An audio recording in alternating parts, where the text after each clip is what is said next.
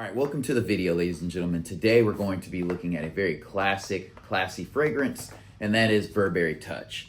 So this fragrance came out in 2000, and it is an absolute banger, king, whatever you want to call it. It has stood the test of time, and it is still going strong. And I'll just start the video by saying, I think this is a great signature scent if you don't have one. It's not overwhelming. You can wear it in an office setting. You can wear it in an airport, out to eat. It's fresh, woody, floral. And so I think it's a very, very well-rounded scent. And it is a masculine scent, even though a woman could wear this if she wanted to. It's not a very strong, musky masculine scent.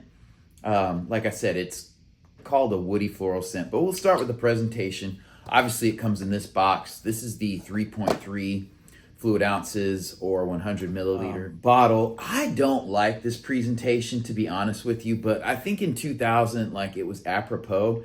It's very understated and elegant, but I would rather it have, I'm more of a fan of square, boxier bottles. And the top is like a faux wood plastic top.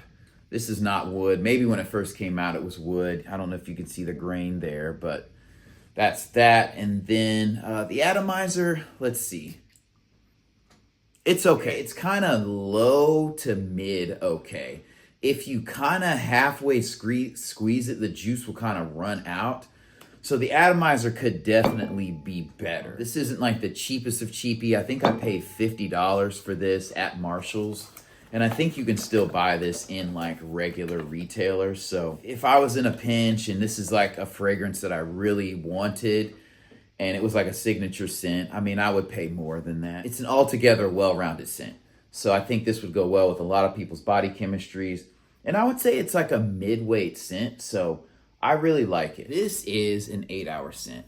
I have not worn this scent in a while.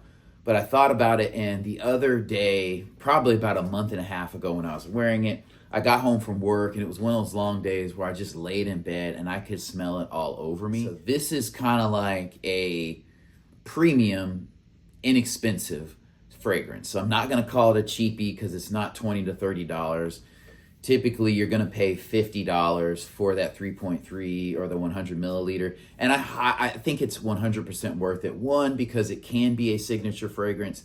And then number two, because it does last so long. It's a dumb reach. So that's three. It's just so versatile. You're going to get compliments. People are going to say you smell good. To me, it's not like an ultra cozy scent. Honestly, I would probably give it like a 6.5 to 6.8 on the cozy scale. Like if you're walking in a space, like if it's a female friend of yours or something like that, they're not going to grab and pull you and be like, ooh, you smell good. They'll just say you smell good in passing while you go to the printer. And you don't have to overspray. I think if you overspray this, it can get overwhelming to people, especially if you're in an office setting or you're in an airport, that kind of thing.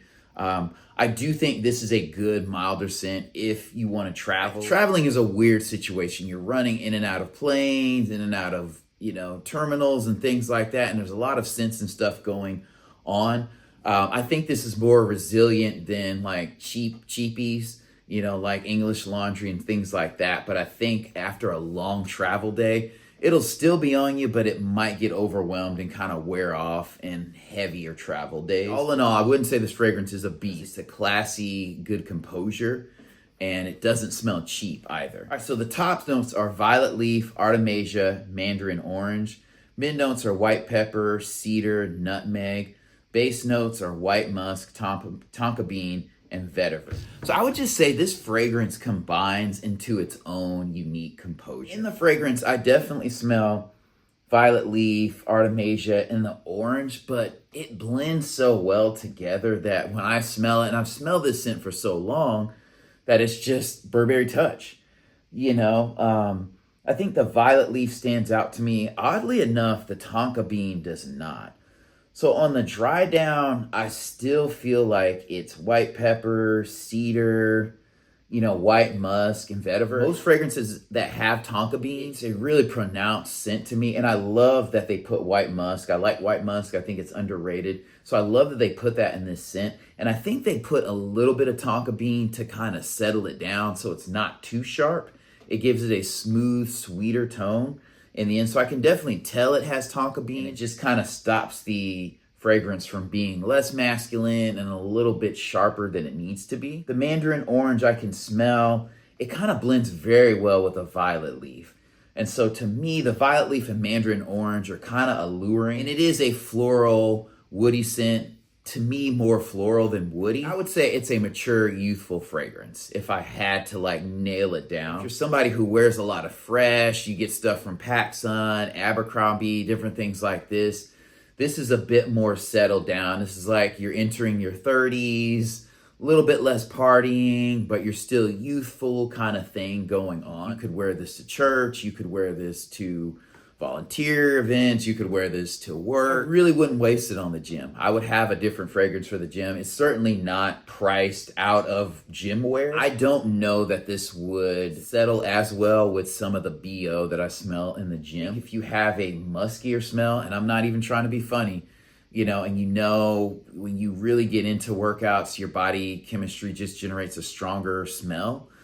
This probably isn't going to be a good gym scent for you. And it's not going to blend to kind of soften the funk, if I'm being honest. But that's kind of where this fragrance lands for me. I'd probably give it like a 7 out of 8 just for its versatility.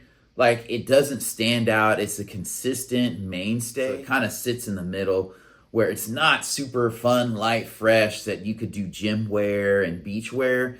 And then I think, during business casual, suits, church, yes, but deep into the evening where we're getting a limo to do stuff, probably not. It's a jack of all trades, but I would say it's like a master of none. It's not super fresh, Mount Rushmore fresh. It's not Mount Rushmore classy. It's not Mount Rushmore inoffensive gym. Well, it might be on the Mount Rushmore of inoffensive scents, but that's my take on it. I would definitely blind buy this and check it out. I think you'll really like it.